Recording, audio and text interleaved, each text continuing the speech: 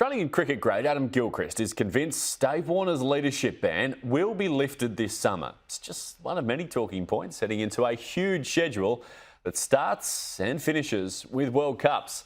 He spoke with Jim Callanan at the KO and Fox cricket launch in Sydney.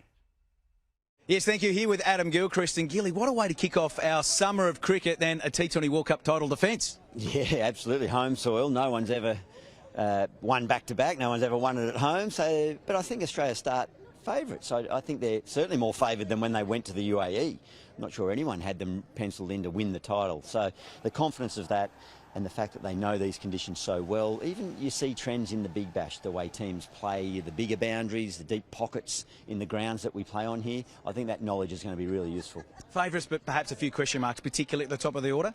Oh, look, Finchie's obviously had his troubles in one-day cricket and he's made that decision, so I think that's going to free him up in mind to allow his natural skills and capabilities come through. So he starts the tournament, no doubt about that. If it's back-to-back failures, of course they're going to reconsider and maybe look at the options, but I'm backing him in. Backing him in, but if there is a plan B, what are those options when it comes to leadership, but also who might join Dave Warner at the top of the order? Oh, I think Josh Inglis is a ready-made player that can go up to the top. Yeah, there's a few options in there of shuffling of orders and T20 cricket. Most of those batters seem to have shuffled through up and down the order, whether it's in franchise cricket or for Australia previously. So that, look, Aaron Finch is a vital component at the top of the order and with his captaincy. We know that. As I say, I'm sure he'll come through. It could be a bit of a millstone that hangs around the team, though, or an unwanted distraction, because I guess until Finchie gets that knock of note, the storyline's going to remain there, isn't it? The storyline's going to remain there. I'm trying to put my former player hat on now and wonder what the team would be thinking, and I think they'd be saying, it's no issue. They'd be backing him. I've spoken with Finchie. He's feeling good, particularly after his decision, so they'll be rallying around him. I think they'll be just switching it off from, we'll all talk about it, but internally, from experience, I think they're in a pretty good position. It's an experienced lineup, and they know they've handled different situations well over the years. So I don't think it's going to be too confronting and too disruptive.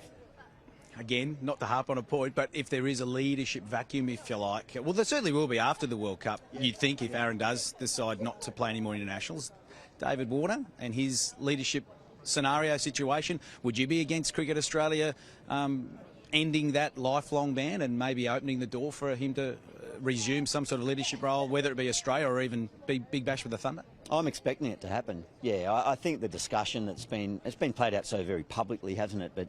But I think both parties, David sort of said, look, I'd be happy to sit down and talk about it. I think Cricket Australia and representatives have identified that it's something that needs to be discussed anyway. So I think it's a matter of time till they allow him the opportunity, and then it's up to the franchise or the national selectors or whoever at whatever level he's playing to work out whether they want him there. He's clearly got a magnificent cricket brain. He's had success. He's won an IPL tournament as captain, and I know that is not easy bringing all that together. So you've got to have some skills there. He's part of that IP of that team, which has a lot of really valuable IP there. So whether he's got the armband on or not, he's going to contribute. Some other touchstones through the summer, the 2 Test series, the Windies, the Proteas, and then, of course, the WBBL and the BBL. Geez, there's a lot of content for Fox Cricket, isn't there? There's so much so there's another channel. Yeah, had to add another channel, which will be unreal, which obviously complements everything that's happening here in Australia. You get all the stuff that's going on overseas, of which all the nations seem to be playing a lot of cricket all the time. And then some old retro stuff, Windies Week. Who doesn't want to watch those guys run around from the 80s and 90s? So it's going to be fantastic to be a part of. Can't wait to get stuck into it. But yeah, I think the T20 World Cups, the men's and women's, sort of bookend the summer really. So that's really exciting to see if we can go back to back in these formats. You better get a rest before it all kicks off, mate. Yeah, can't wait. Bring it on.